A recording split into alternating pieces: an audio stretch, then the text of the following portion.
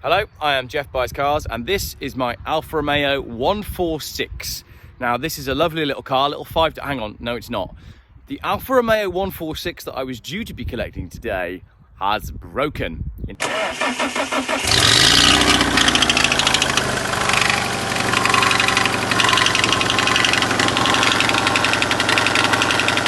typical Alfa Romeo fashion. Now, I promised you all I would buy a car today.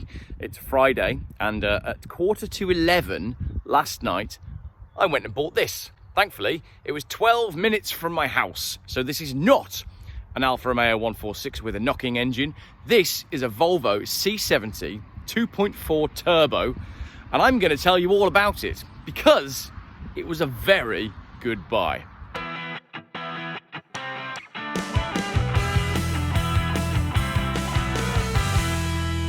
Once again, I'm battling time constraints. I've got to go pick up the kids any minute now. I'm also battling the main road, and you did just miss the sound of a supercharged, I think they're supercharged, Jaguar S-Type. Was the Jaguar S-Type V8 supercharged? It certainly sounded like it was supercharged as it went along that road there, which is a fast road. Anyway, this is a Volvo C70, and this shape was made from 1996 to 2002, I think. I will put the correct dates there. It was, of course, synonymous with the film The Saint, in which they used a saffron orange C70, which was a throwback to the original Saint, where they used a P1800 Coupe. Obviously, the iconic classic Volvo.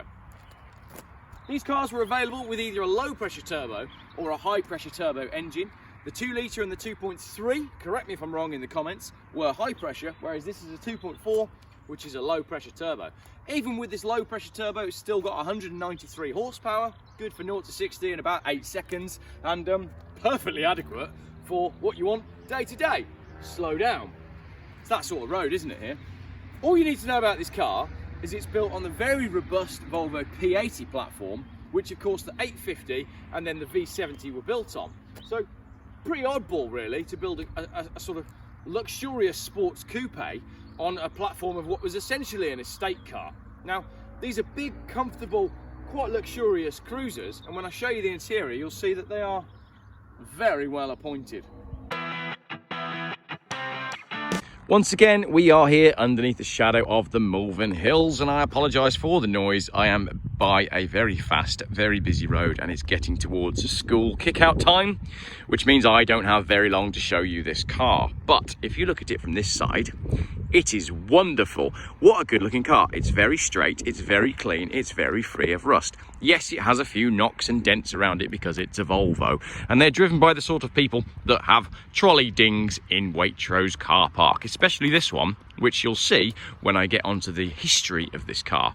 You'll notice there's one quite large elephant in the room, which is that space saver wheel. Now, that is going to be resolved for the new owner of this car, because the chap that sold it to me is going to drop the full-size wheel around to me. He took his kids to the park the other day and reversed over a bottle, allegedly. But he does have the wheel, and if he doesn't have the wheel, then I will provide you with a set of Volvo wheels. But I'm confident that the seller is going to bring me the correct size wheel so I can put the correct size tyre on it.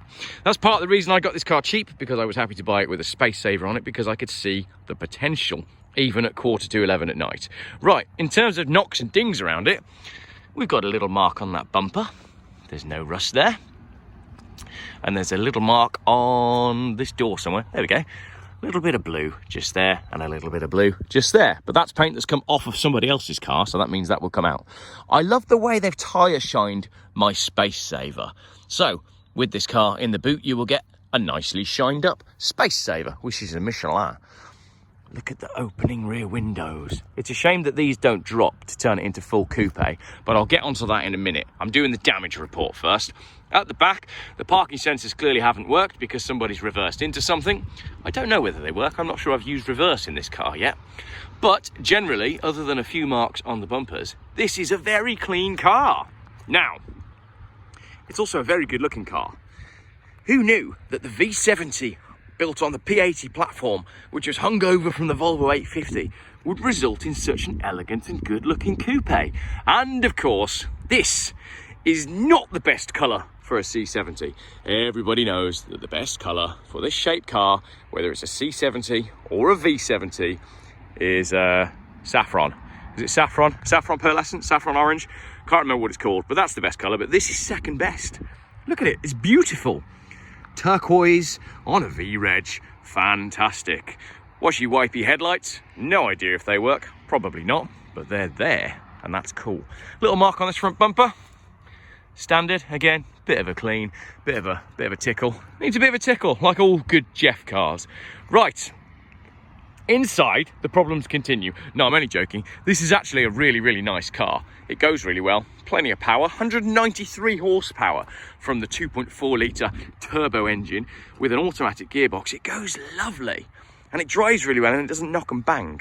And I'm going to explain to you why it doesn't knock and bang when we look at the history on this car, which is brilliant.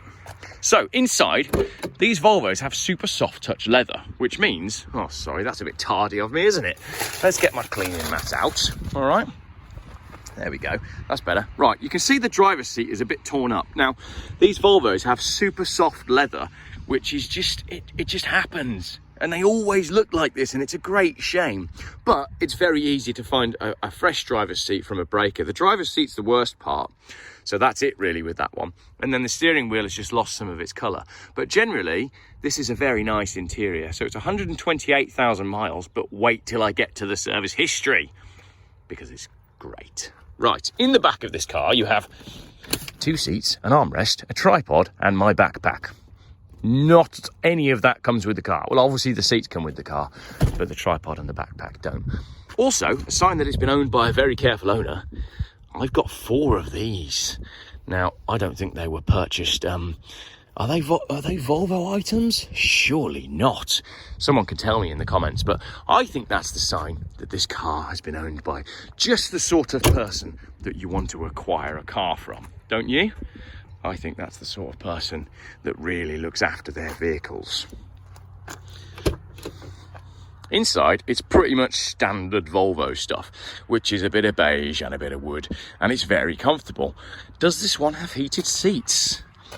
I'm sorry to report that it doesn't have heated seats, but it does have a 3 CD changer, although I can't guarantee that that works. It does have air conditioning and cruise control. So, which works actually, because I tested it earlier on. But like I said, it is a real shame about that driver's seat.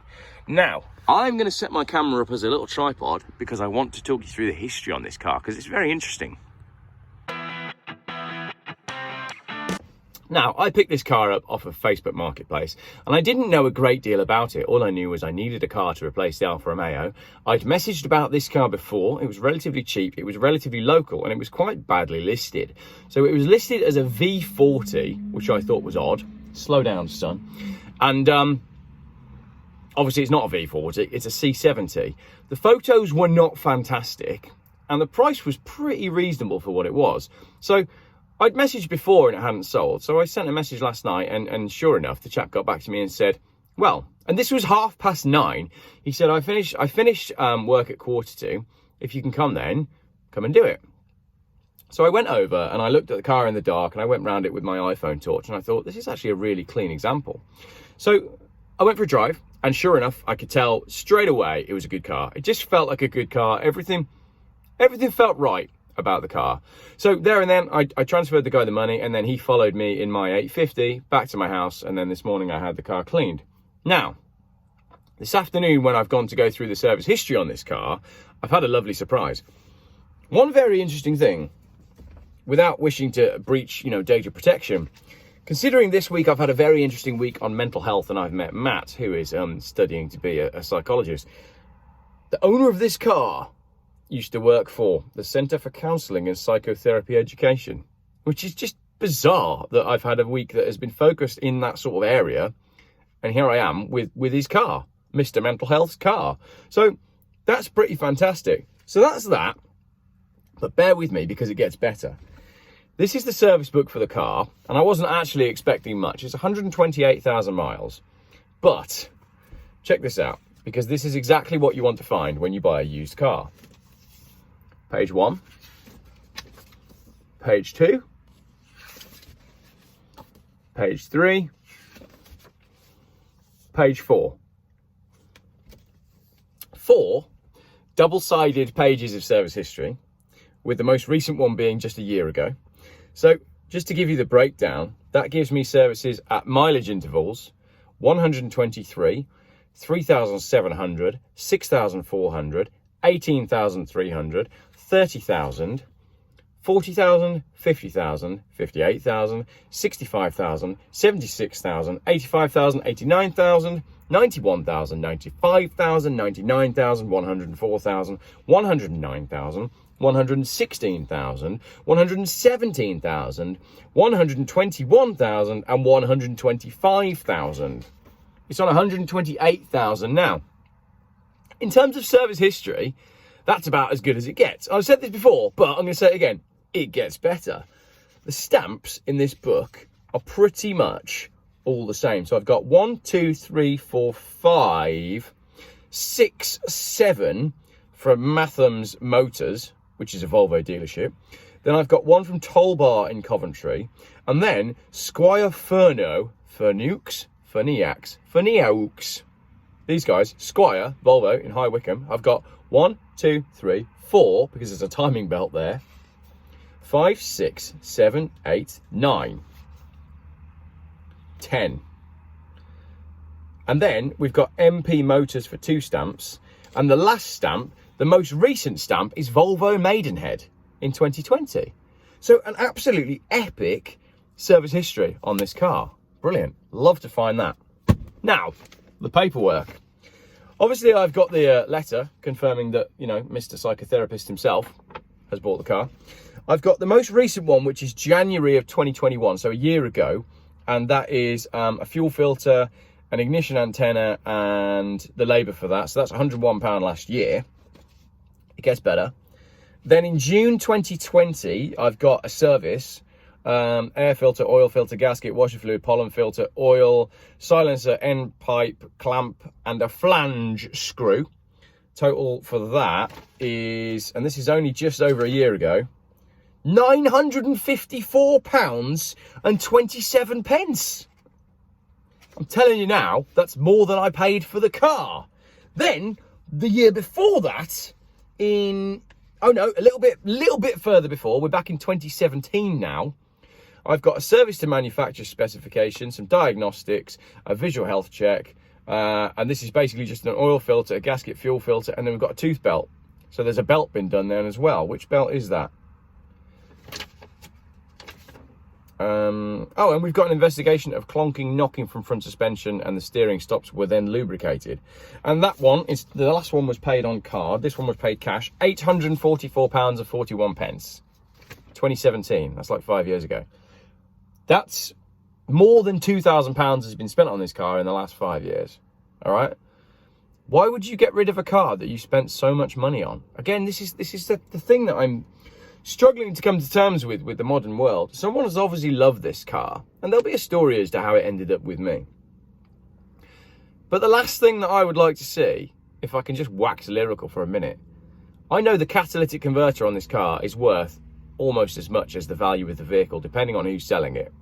I'd tidy this car up and I'd probably try and get £2,000 and a bit for it, because I've done my research and it deserves it. But in the wrong hands, this car would have the cat ripped out and it'd be scrapped. What a great shame that would be. And there's so much of that going on at the moment. And I believe it's automotive waste. That's what it is. Yes, it's a bit thirsty relative to modern cars, but this car's less than £1,000. It's been loved, cherished and adored, and it hasn't got any problems that you can't resolve with a weekend's work, a few products and a bit of elbow grease. If the seats really annoy you, go find another seat or get some seat covers, you know? We've got to start looking after things better. Saving the planet doesn't start with buying a brand new electric car. It starts with looking after the stuff that we've got. Slow down.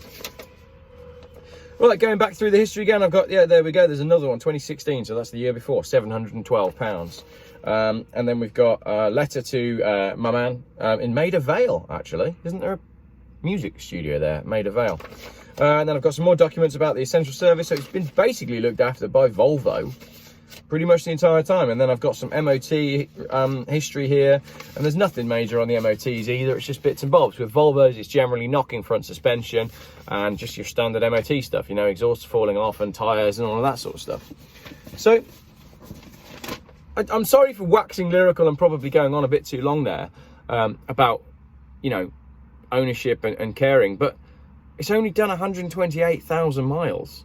It was built, all of the materials have been mined, the cows are already dead for the seats, all of the stuff that has gone into it, the metal, everything, it's all already there. Why bother mulching this down into a block and mulching all the plastics into, you know, to make crappy plastic water bottles that then leach their plastics into the water that you're drinking anyway, to make recyclable coffee cups which last 5 minutes. Just keep the car. Just keep the car going. Spend the money to keep the car going, because it was an expensive car when it was new, and just because it's got lots of miles on it doesn't mean that it's not a valuable thing. You know, you don't just get rid of your gran, do you, when she starts to get a little bit of dementia. When old people start wetting their pants, you don't just chop them in for a new one. Why do we do that with cars? This has been a part of someone's family. This has been 1 or 2 owners throughout all of its life. Someone has loved it and cared for it. Don't just then wheel it down to the scrapyard. It's unethical. Right, that's my rant over. I'm going to go for a drive. Automatic gearbox. I got a service light on, which is about par for the course with an old Volvo, but you've seen that it's got a pretty decent service history. So hopefully you've got faith that this is a good example, and I believe that it is. As I say, it's a real shame that these interiors wear so badly, but again, par for the course with these older Volvos. I'd just be looking to source from a scrapyard a new driver's seat. I think I can live with the passenger seat, but the driver's seat is all torn, so I would want to be putting a new one in. It's a lovely, smooth car. It's very pleasant to drive. I actually prefer it over a Saab 9.3. Oh, am I allowed to say that? I know I've got a lot of followers that are into their Saabs, because I'm into my Saabs, but I do think that this is a nicer car. So, bit of acceleration, shall we? That sounds good. It goes. So even as a low pressure turbo, absolutely ample power for what you might need day to day. It's lovely, and the speedometer goes up to 160. Now, the seller told me that he'd had it bouncing off of that. Honestly, I don't really have any reason to doubt that. It's listed at 140 mile an hour on the spec sheet. Can it do 160? I don't know. Maybe on a downhill with the wind behind it, but why not? Why not? So let's meet in the middle, shall we? What we have here is a 150 mile an hour Swedish coupe with a turbo and comfortable seats, space for 4 for less than £1,000. That's ridiculous. I've got to say, everything about the way this car drives tells me it's been looked after. The steering is tight, there's no looseness in the suspension, there's no looseness anywhere in the system. And I've driven 4 other Volvos of similar vintage in the last 24 hours, and this one drives better than all of them. It's true. My Volvo 850 has got some problems with the rear suspension at the moment. It's also got some knocking coming from the front, so that needs sorting out. I've driven another Volvo V70, the TDI, the blue one that I bought, and that unfortunately broke this morning. We think that is dead. We think it's died the death. So despite all those beautiful photos that I put up saying, you know, there it is, a Volvo V70 TDI, they last forever, we killed it. We've killed it already. We suspect that it's munched its valves. Then there's the V70 that I took down for James that had done 230,000 miles. Good car, but not as good as this, because it's done twice the miles. And then the other one is my race car, and the less said about the way that drives, the better. So there you go, all those Volvos I've driven in the last 24 hours. This one, was it the cheapest? It's close to being the cheapest, but it was the best. I'll tell you something, this is a very comfortable car. Considering I'm running on 1 space saver, it's nice and soft and floppy, but it doesn't feel like the suspension's old. It just feels like this is the way it's meant to be. This is how motoring should be.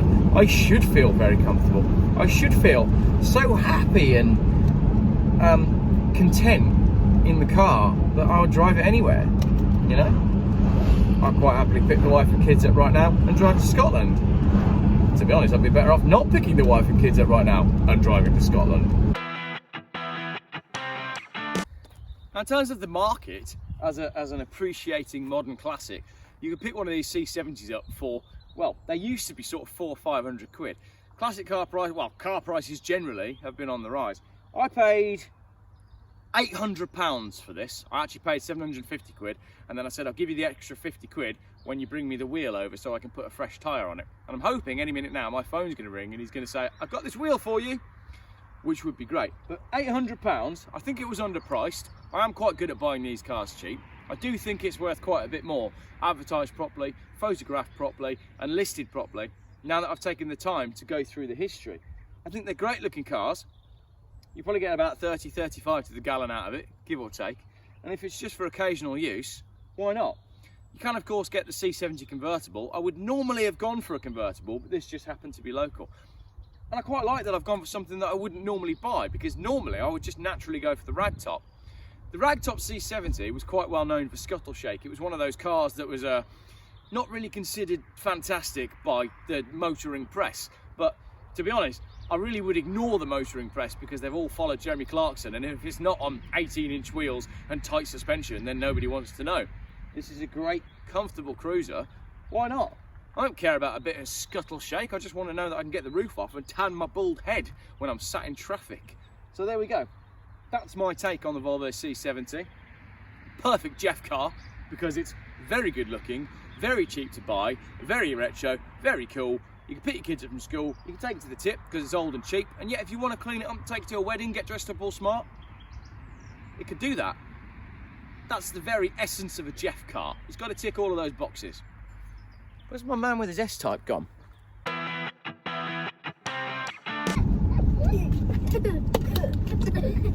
Cushions have gone down well.